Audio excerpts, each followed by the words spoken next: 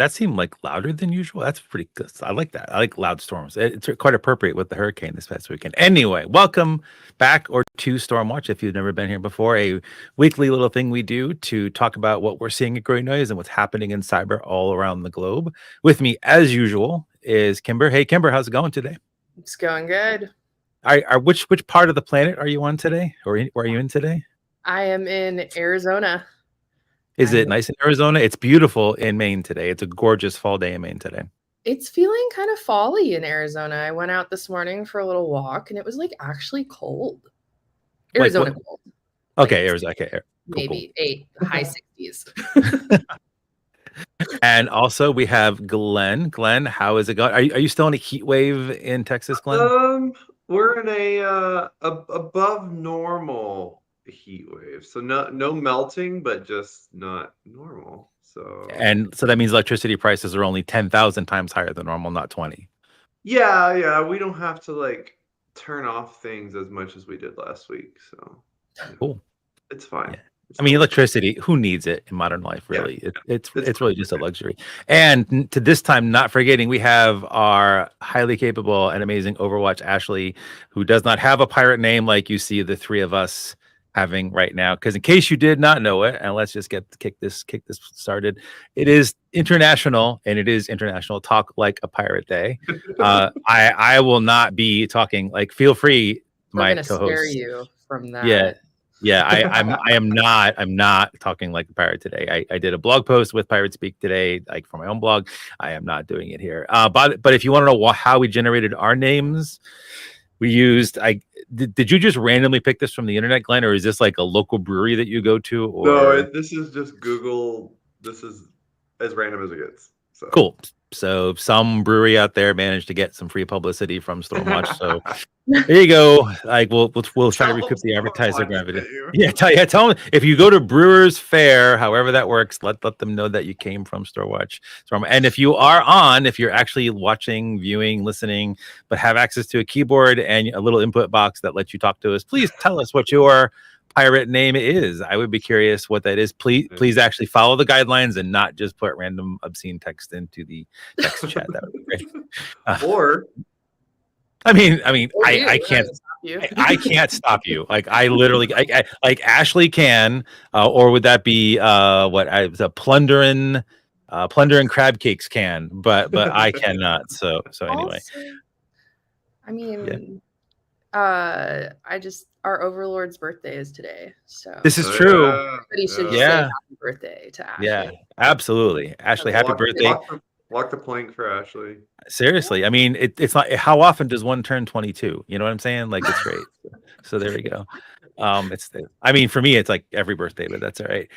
So I wanted to kick this off because we had a little bit of a scramble yesterday afternoon. Brad Chiappetta, who's just one of our awesome customer support folks and also maintains the Growing Noise CLI and does document. Brad's just amazing, and Brad's just incredible. And he basically tipped us off because we were doing lots and lots and lots of things yesterday. And Brad keeps an eye on the platform super well. And he's like, hey, looks like we're having another noise storm. And like, that's something that we can say internally, and it doesn't actually cause us a lot of consternation anymore. Did a few years ago.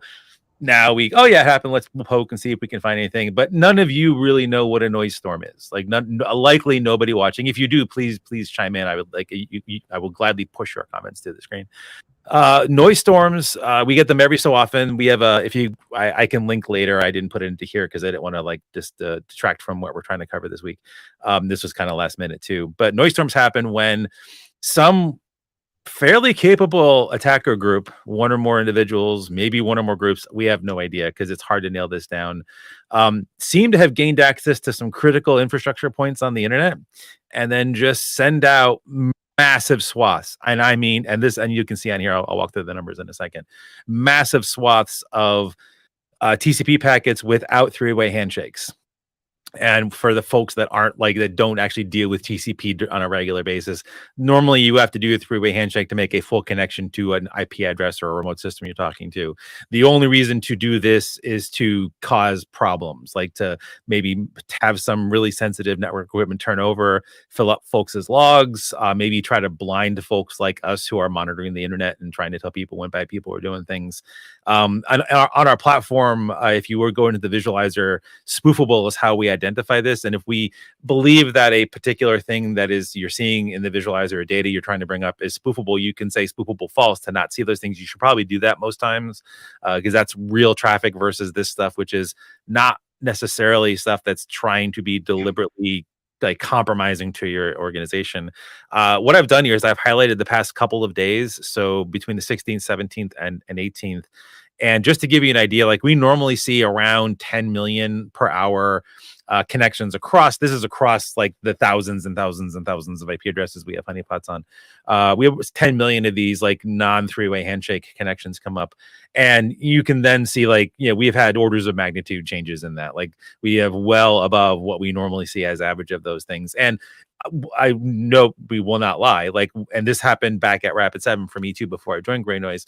This causes problems for data processing pipelines on this kind of a scale. If you're not really expecting to have this much of an increase, it can cause problems. It did years ago at Gray Noise. Now our engineering team is like the best engineering team on the planet. I'm sorry, every other company out there, we have the best engineers. And they handle this like, oh yeah, though there was a noise storm yesterday, huh? Who knew? That's kind of how our platform works now. I need to move. I should move myself, but you can like I will duck for you can see the bar. The top bar is connections. The bottom bars are number of IP addresses.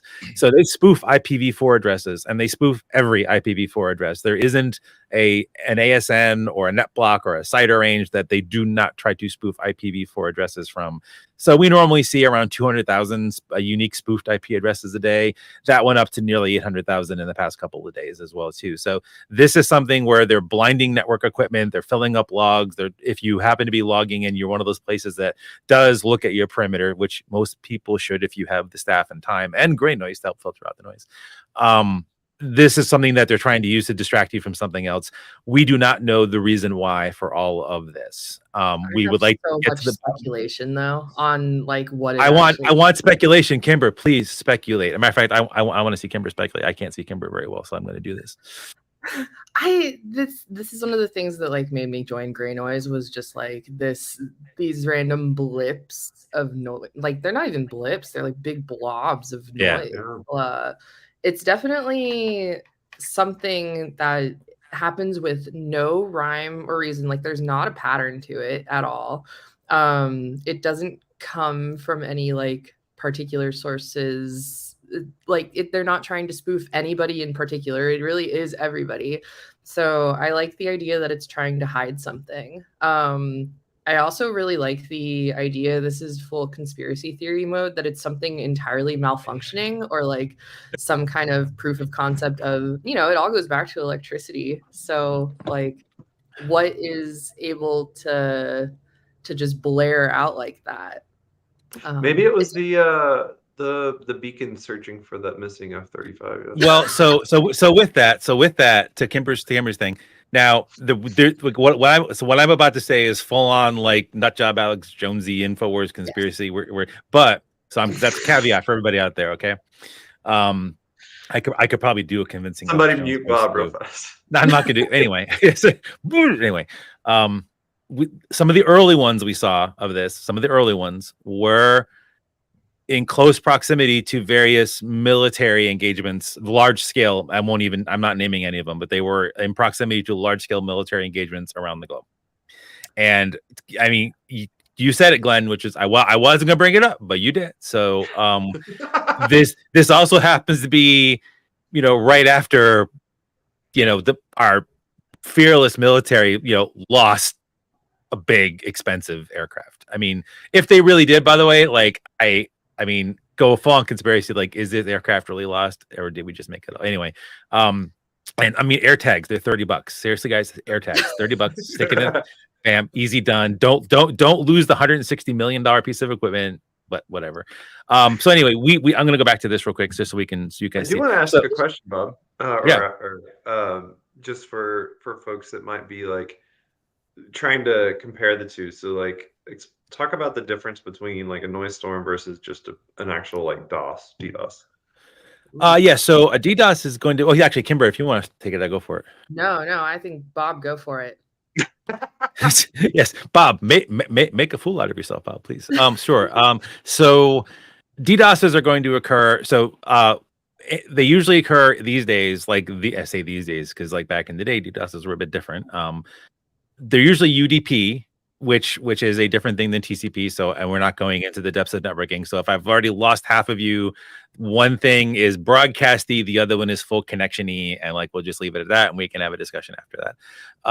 And what usually happens with UDP is they go talk to some service like an NTP server or some kind of fancy new database server that's out there, or a bunch of other services out there where they can send a tiny little UDP broadcast packet to them or a packet to them and then say, hey, please send your response to this IP address.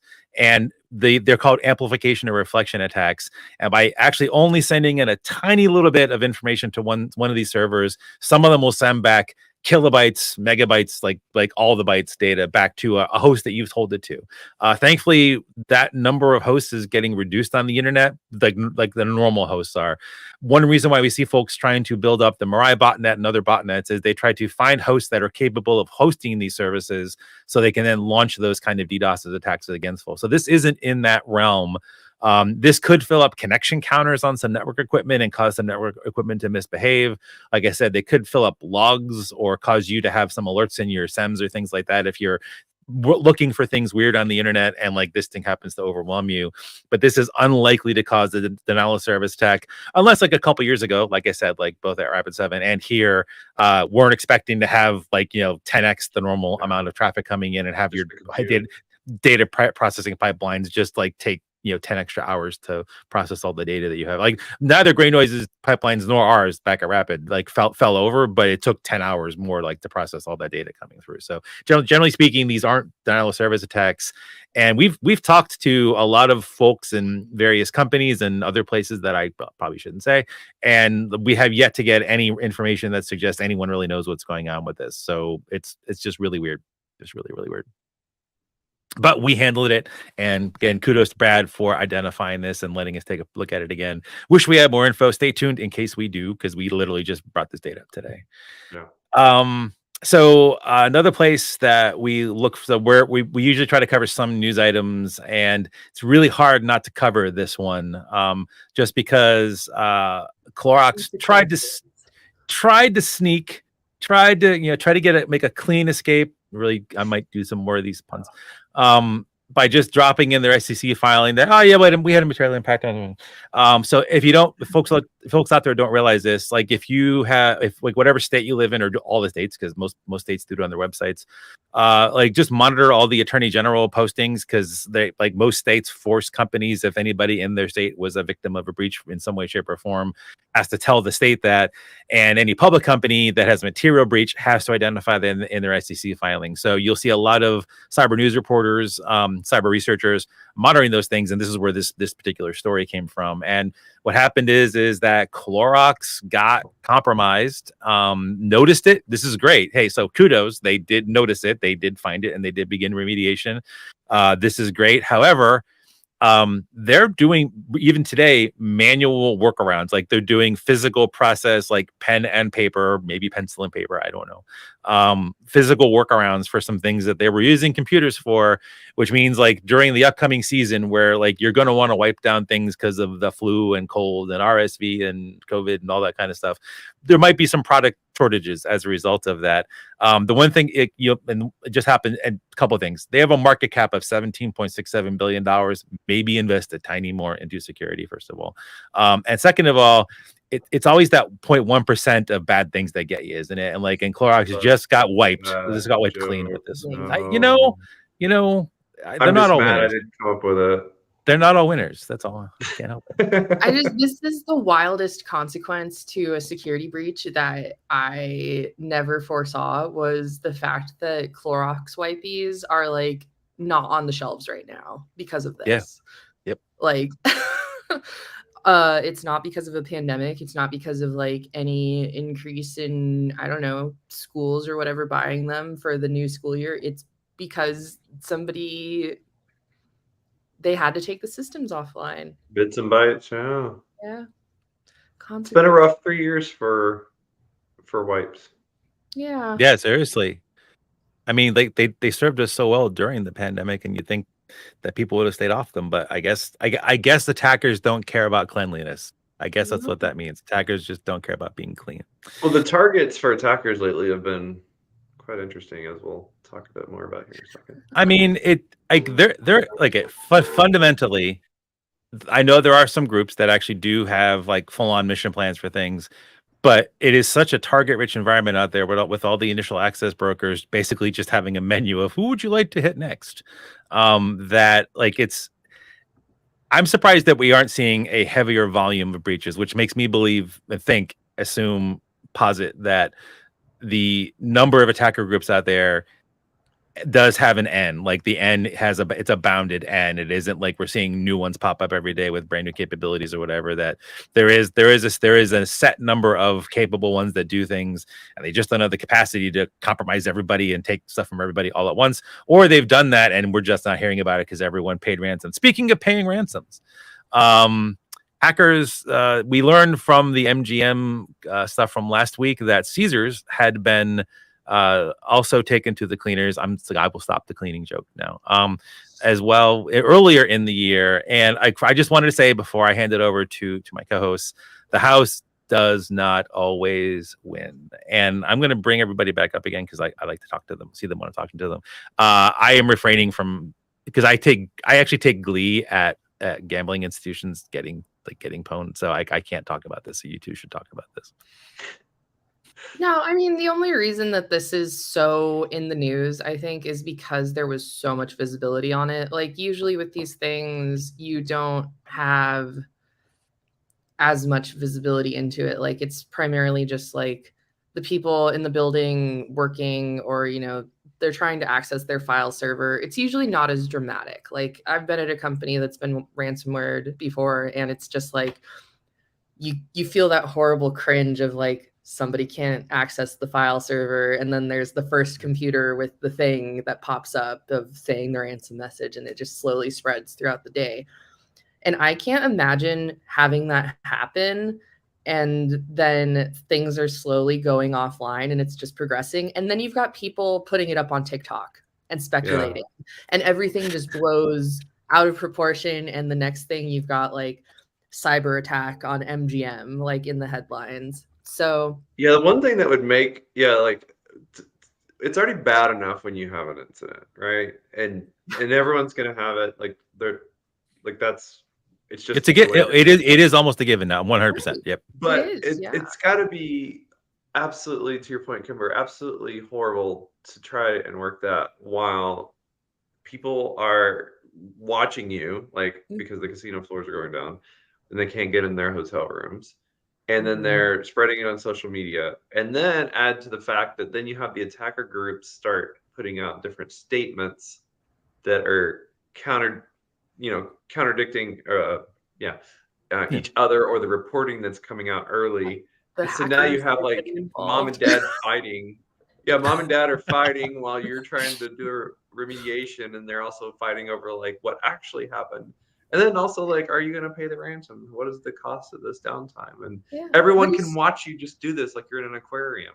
Exactly. And it's just so ridiculous because it's like there was nothing special about this attack. Like in reality, now that we know, yeah, they didn't do anything novel or interesting or like bold. It's the same thing that happens to like any other company.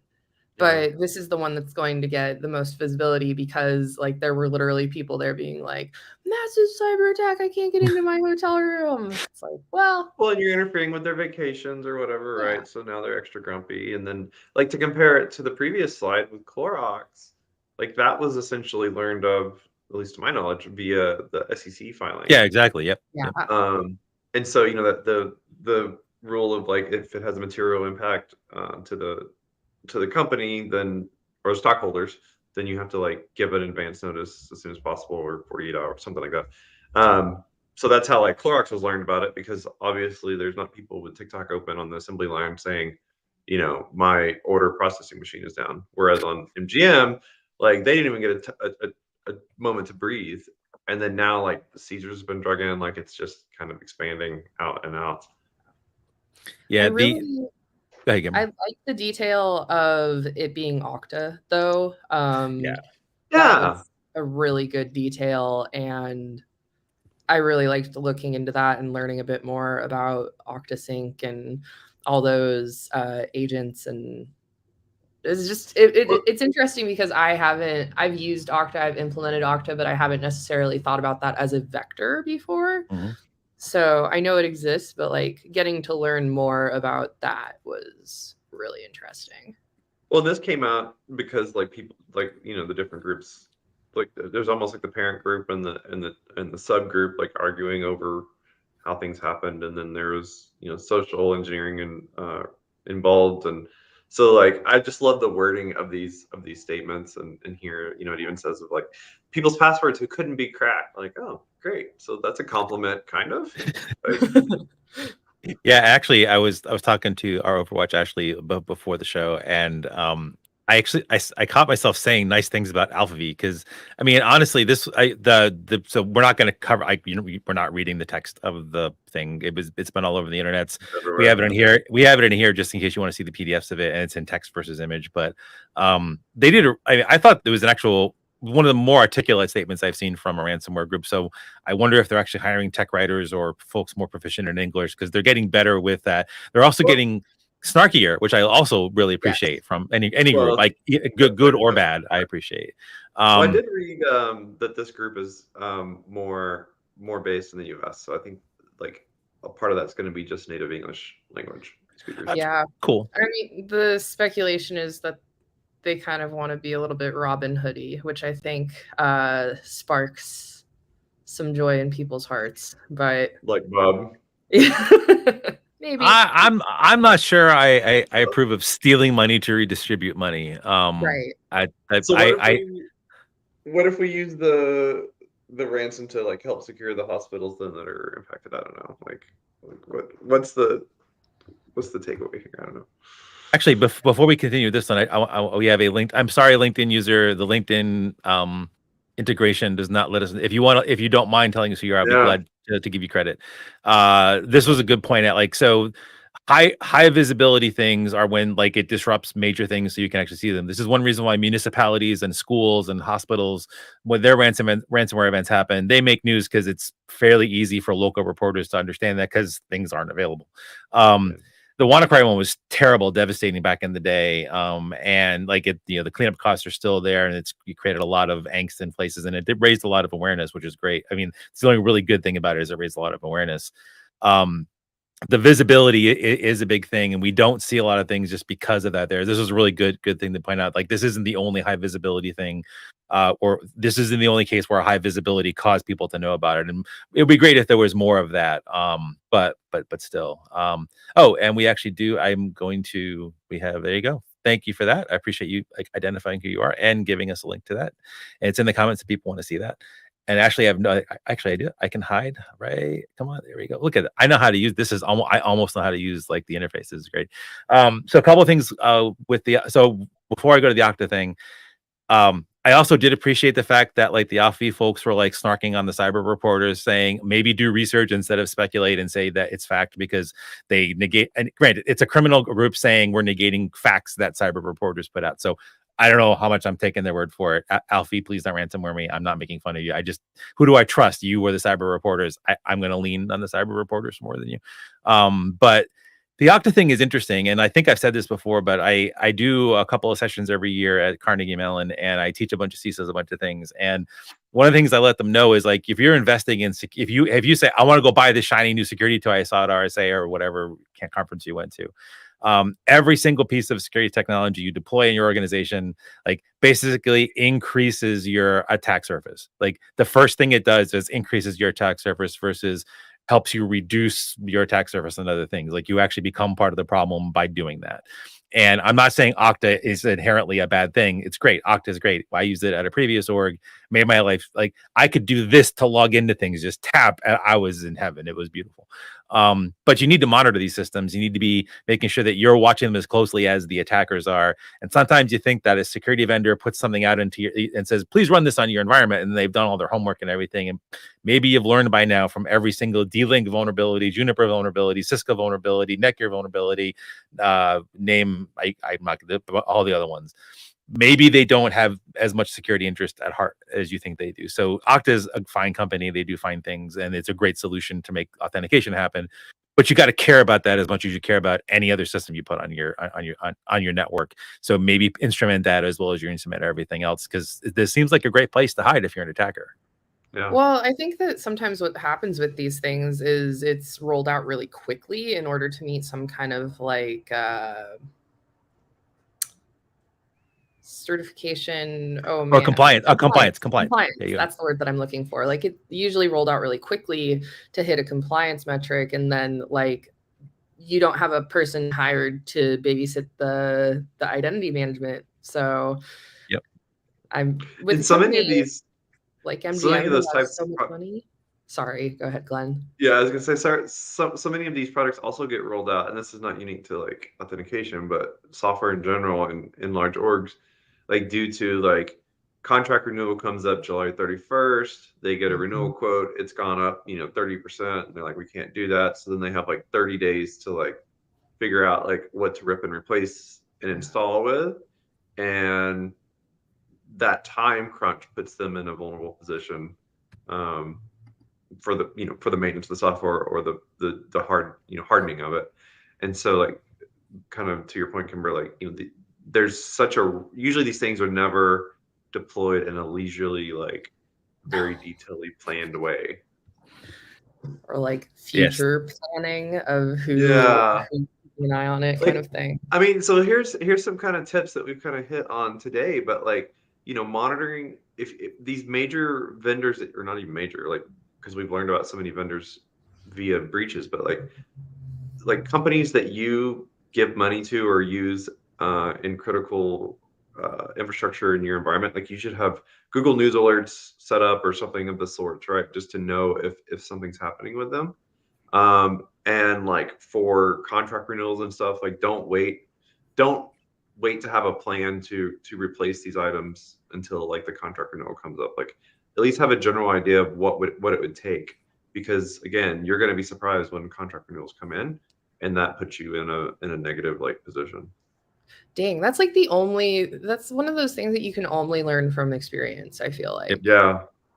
Is like experiencing that turnover. turnover. Contract management should be a friend. Whoever does contract management in your org, be their friend. One, they're sad. They're sad and they could use a friend. Two, like you want to be their friend because they can help you. Yeah, they will definitely. give you a heads up. Yeah, they'll help you, like Glenn said, like when it comes down to that like crunch time and you just can't pay the whatever the stupid increase of Oracle tax that they're going to charge you for the end of year. They'll prevent you from buying, the next database software from Joe's Taco Truck and MySQL support services, right? They'll stop you from doing that. So we won't go through it. I just want to put the text in there for people to have it because I think we make the PDFs available. We're working on other ways to making these things available soon, so just stay tuned for that. I really wanted to do this because Wiz, who's a phenomenal cloud research folks out there, just in general, like their team is amazing.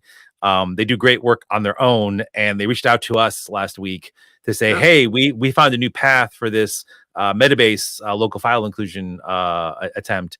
Here, have it. And like they gave it to us, and like the team had it in the tag, and bam, we got like 10 more IP addresses or whatever other thing. We found more activity, and it was just we have them on like a at the ready bat phone collaboration kind of thing. And it was just, I was super thrilled that they did this. Like, just thank you so much. Any security researchers out there, if you want to give us similar tips, like we will gladly give you scads of credit and love and hugs. If you don't want hugs, that's fine.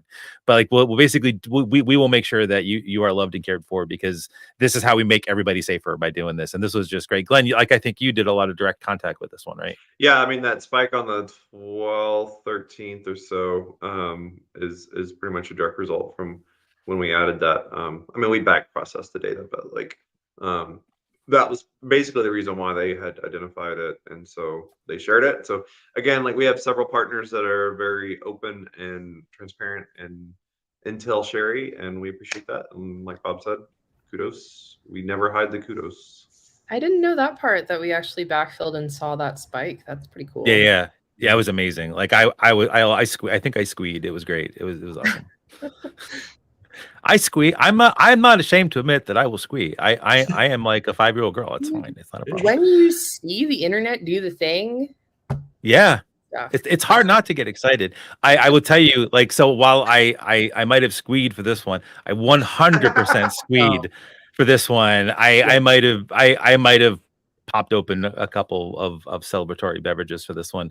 And any time that any organization proves how just completely negligent Microsoft is security wise, I just get a little warm fuzzy. And I know Wiz didn't set out to do that particular thing, but it is the end. Like the end result of it is that. So that wasn't their intent. Their embarrassment wasn't their goal.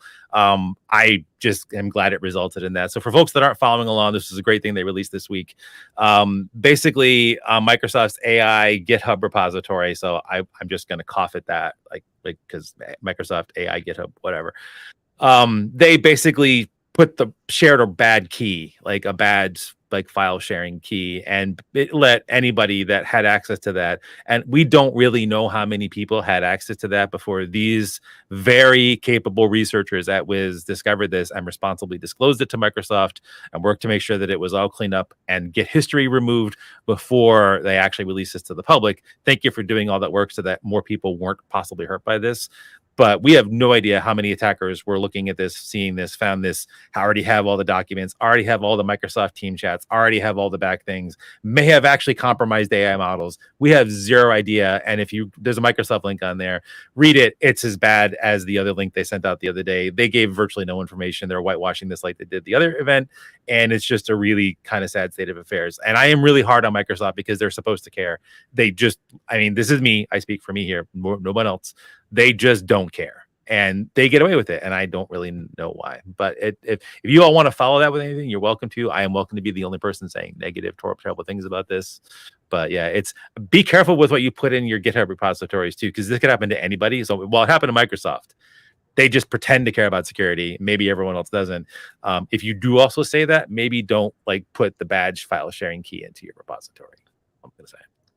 I want to say that I almost didn't read this article because I thought that I don't know, that it would be too technical or something along those lines. I don't know why I had that assumption, but then I read it and just the write-up itself was really good. So if you know absolutely nothing about SaaS tokens, you're talking about the Wiz link? Yeah, the Wiz link itself is a really good write-up. So highly recommend that read. I enjoyed it a lot. The takeaway I think from the Microsoft, like, okay, I mean, whatever, I don't know what to call it, is, they do explain a little bit about the how SaaS keys work, why they're supposed to be better. Obviously, like they kind of limit the exposure, or they allude to, which I assume is true, but it was interesting, like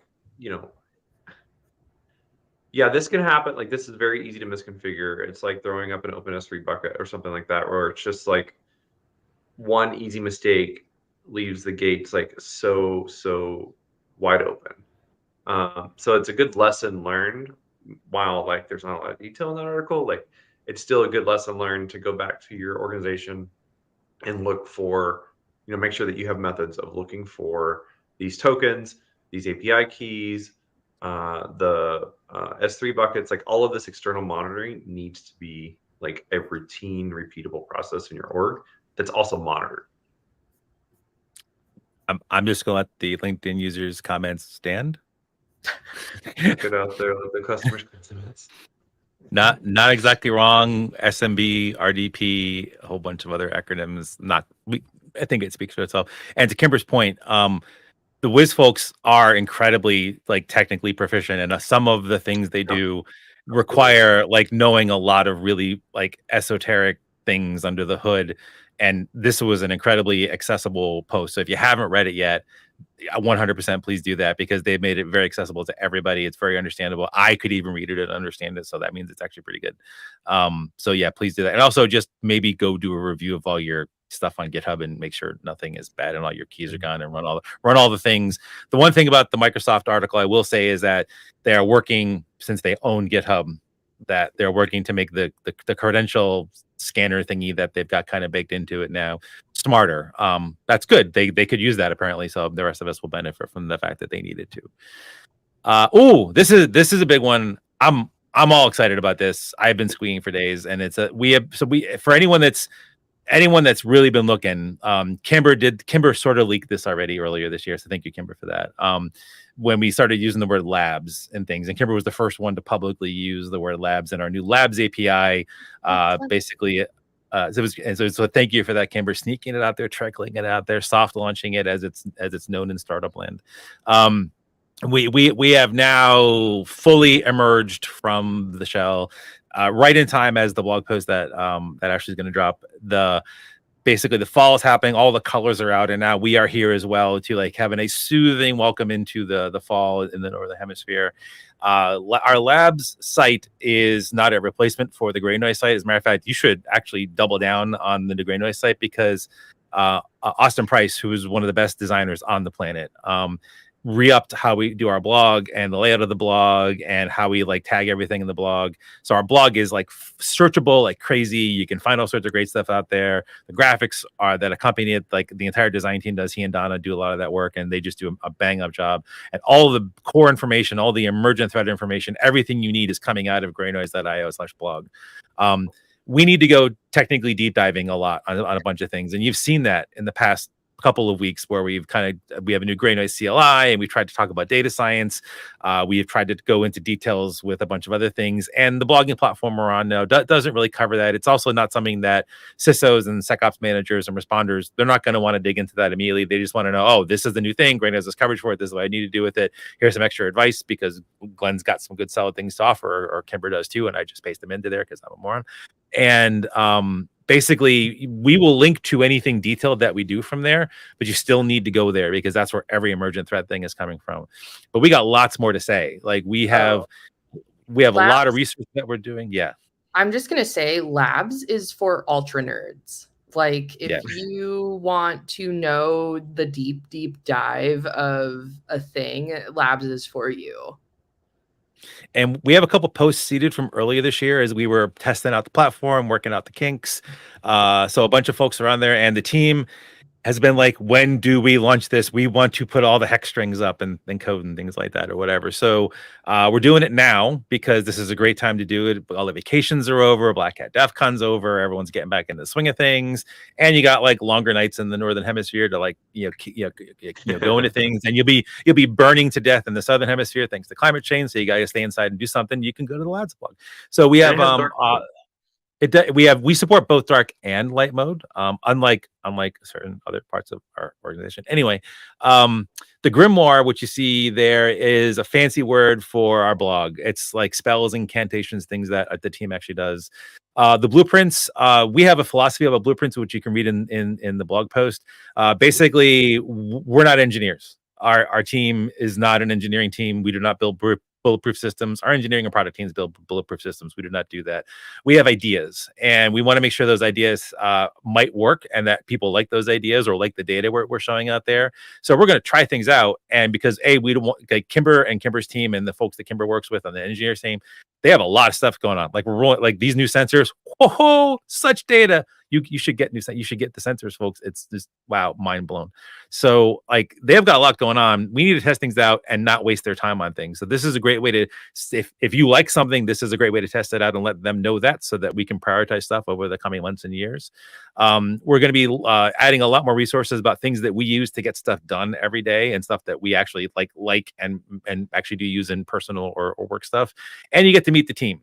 So this is a great place to go for all those things. It's like a one-stop shop for all the technical underbelly of everything at Gray Noise that really doesn't fit into the like extremely nicely done like corporate side of what we do, and also the emergent stuff that we have to tell you about in a fashion that everyone can consume. Glenn, Kimber, anything else to throw on this?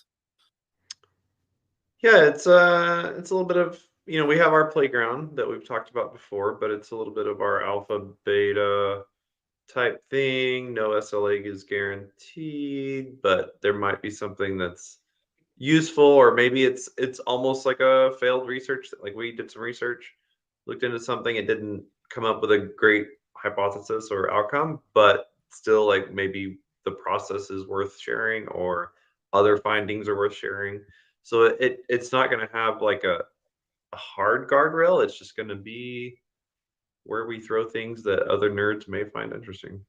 Yeah, we're being at Grey Noise is kind of an interesting space because there's so much context that we have to the internet, but not all of that is actionable. And Right. in the actual Yeah. product of Grey Noise, we keep things actionable. It's like, this is benign, you can effectively ignore it. This is malicious, you can do with it what your Like the noise storm. Like, Yeah. not Yeah, really like sure who what to do with You that, can't except it's you can't do anything interesting with when that. we tell you about it, and maybe you see something also that collaborates it, or Yeah. So you can use that information for something. Like you can be like, oh, yeah, that's what that was. But like there is no action there. Right. yeah, But like knowing what Grey Noise is looking at gives you that gives us a little bit more personality, lets you guys out there know what piques our team's interest. I will say it's a lot of reverse engineering protocols. Yeah. To Yeah. nobody's And surprise. yeah, and the team puts there's a couple. Not all the blogs are shown on here, but there's a couple blogs about some Python code to like do a cool thing that you might need to do that you might not have known you need to do, in the context around it and things like that. So lots of stuff is going to be like that. You may find really cool snippets to do out there. So more to come on this one, more blogs to crank out on this one, more blueprints to run and experiments to have. So definitely give us a visit, and we provide lots of contact information. So if you're on Slack, in our community Slack, hit us up there, labs@greynoise.io, if you want to hit us up via email. We're not going to have separate like Twitter, SOSMED stuff, because we are Grey Noise, and you can just hit us up through the Grey Noise stuff we currently have in this fractured social media ecosystem that we have. Thanks for all those who are going to be paying Elon Musk $1 a month for access to X Twitter that are going to be happening soon. So we have some trends. There weren't as many as last time around. I just wanted to cover these two really quickly. Ever since we made the decision, I think it's about 2 months ago now. Wow, time really flies. To put the whole like env, ds, like all these config hidden directory, shouldn't really put them in production, scannery thingies, into the malicious category. We care about them more as a result of that. There's a reason why we put them in the malicious category. And these have been consistently showing up now in the past like 7-ish days as, there's some weird activity going here, like way elevated activity by attackers out there. And the thing that maybe put this here, along with the PHP one, is that we're seeing this not only in the tag stuff, the tag data that we have, but our data science driven early warning system, which we have named for that we were not telling you about yet, has also been like surfacing a lot of these over the past couple of weeks as well too. So this is just something like, go like if you have like an hour, maybe, because I know all the security professionals out there are like ridiculously engaged every day, but maybe take a double look at like what's in your perimeter and your websites and whatever you've got hanging out there that people can www against, and just make sure that you don't have like the git directories, the env files, like the ds stores. Just do a scan for those. Like every single major scanning tool out there that you can buy or use for free will do this. So the attackers you should probably also like get ahead of them, or you're a little bit behind now, I guess. And just make sure that you've got that cleaned up. They're doing it for a reason. And this obviously is netting them a lot of gains. And maybe there's some new. And like one thing I have noticed over the years is, like, generally speaking, when there's upticks about this, someone wrote an article about how to do this really cool deployment that also forgot to say remove ds star, envs, and git directories. Or there's this new cool like npm thing that you run the script and it deploys your site super cool, and it also includes all the git stuff. So like there's a lot of things out there where it's as easy as something as like simple as that could cause people to want to go do these things. And again, the PHP one, I have another Alex Jonesy conspiracy theory thing here where like the Fediverse just got a whole bunch of potentially millions more like denizens because Automatic, who owns WordPress, who also owns the Activity Pub plugin for WordPress, is going to make that available to every WordPress blog out there, which all the WordPresses become part of the Fediverse. That's a big deal, but it's also way more PHP out there than there ever was. I'm not saying this is what this is, but we're also seeing a lot of PHP, like a lot of PHP in the early warning system. So this is something where I would be just cautious out there. You may not be running any PHP, but this means we may see a lot more bots join the Mirai botnet and some other botnets that are out there. Yeah. More bots. I mean, on the PHP train, there was an article yesterday by Jake Baines with Vulnercheck about the Juniper firewall, like fileless compromise that they came up with. It's quite interesting. So yeah, I think we can PHP for the win. We think people are using that scanner you put out the other day. And we're not going to cover this in any depth. Wanted to note that we care a lot about knowing what's happening and knowing when things are happening in a different way than they were happening before. So we have a loose term for that: trends or anomalies. We have recently revamped Daniel Grant on the team, pried his time away from some of the AI language modeling cool things he's been doing, and went back into good old time series stuff that we had before, and has re-upped some of the ways that we think about, look at, process the time series data that we have. So you can look forward to the trends and anomalies data and like the graphs from those things being even more useful than they were before. I'm looking forward to that because we get to surface some new cool things to feature on here. This is a taste of the first run of it literally this morning. So I managed to hastily throw this together before the Storm March episode. Kimber, you seem to get very excited about this in the Slack channel we were talking about. Oh, yeah, because I've been wanting improvements to trends for a minute. So I'm excited. This is just like proof to me that we have the data to start predicting the internet like flows. Yep. And I think that is super interesting. Every time that we correlate an anomaly to a news article that's been released or some sort of breach, I'm just like, oh, we can start predicting things potentially. So this is, I think, us dabbling in that a little bit. Yeah, the one thing I will throw on here is I was having a separate conversation that I was going to talk to you today about, but I'll just talk to you. Everyone gets to hear the private internal Grey Nose conversation I was going to have with Kimber today on this. So we have like things like Mirai and the SSH brute force. There's a bunch of ones that are like the always on of the internet, right? These are the like this is truly the heartbeat. Well, or it's the jet stream of the internet. Oh, yeah, it is. Yeah, so we have the jet stream of the internet that's always doing these things, and it behaves differently every so often.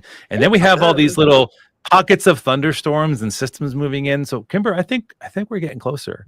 We're getting so close to the internet storm map. Yeah, we are. We are. So it's more to come on this one, but that was a revelation yesterday that, we now have a jet stream that we can track. That's this core stuff. And then we have all these other ones that are things that are forming systems around that are influenced by things like you just said, the news and other events out there. So stay tuned, everyone. Lots of inspiration between like Kimber's ideas and Glenn's ideas and Andrew's. Like there's a bunch of us thinking about this internally. I think we're really onto something here. I guess this stuff is not so much like actionable intelligence so much as just like improving the understanding of how things on the internet interact and like why you may see more attacks on your firewall one day versus the other day. It's just like, yeah, I mean, but you say that and like, sure, like maybe in the real world, if the forecasts have gotten good enough that today I know I should carry an umbrella if I'm going to go somewhere, like heaven forbid I have to leave my house, but if I'm going to go somewhere, I might need to carry an umbrella. Right. At some point, though, it's like, do you just need to have that umbrella like in your car all the time so that you can use it when you know that someone's telling you, it's going to rain right now, or you go into an area where it's about to start raining, you have that with you. So maybe we're at a point where we can at least make sure people know, hey, this is the umbrella or galoshes or coat or whatever the thing is that you need to make sure you have with you all the time, and this is when you need to put it on because this is happening right now. So maybe we can't be as good as today you bring it out with you, but these are the things you always need to bring with you, and these are the things you should do with them once something actually happens. So that understanding, I think, is going to be really helpful, folks. I think like my equivalent is like my grandma used to do this thing where because it's Arizona, rain is extremely valuable. And whenever it would sprinkle at her house, she would like call our house because we're like 20 minutes away. She'd be like, my bricks are wet. Are yours? Oh, that's awesome. So like, it's kind of the internet equivalency of that. Like I'm seeing all these DS score scanners things. Like, is everybody like? Right. Well, you it's know, just like nice to have that verification. jet streams lead to like influence seasons. So like we can understand the jet streams, then we can start having internet seasons. Yeah, this can be pretty cool. And then we can make internet holidays, and then we can sell greeting cards Oh, about it. if only we could have a holiday from the internet, Glenn. If only. If only. Please turn it off.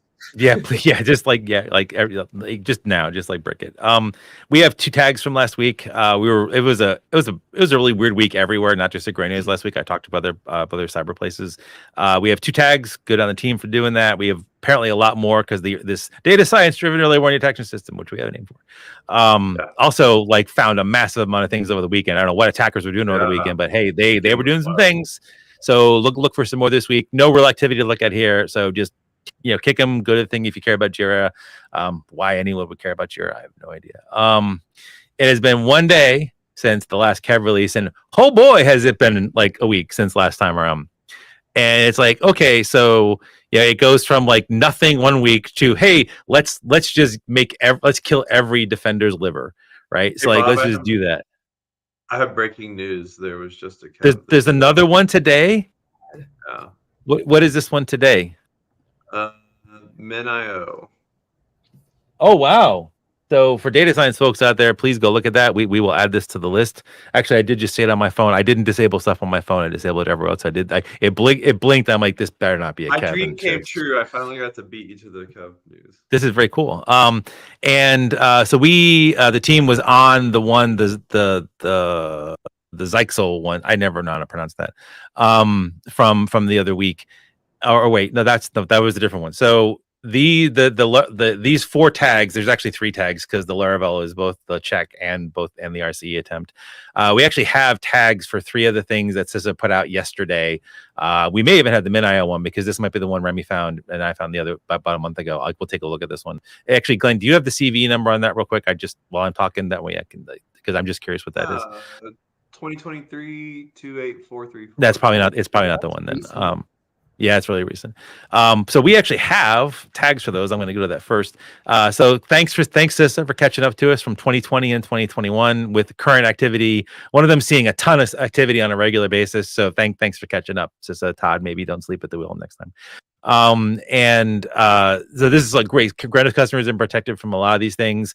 Go back to the thing real quick. There we go. The Owl Labs one, we had a lot of fun with this one yesterday internally because it's like this thing looks like an owl. It's ridiculously expensive and it's basically like it doesn't have any security. None. Absolutely zero. The government is using it. Good job. Everywhere. We learned about it from the Kev. We Googled it. We all were kind of making who jokes. And then we saw it and we're like, oh, but it is really cute. And its functionality is pretty cool, not gonna lie.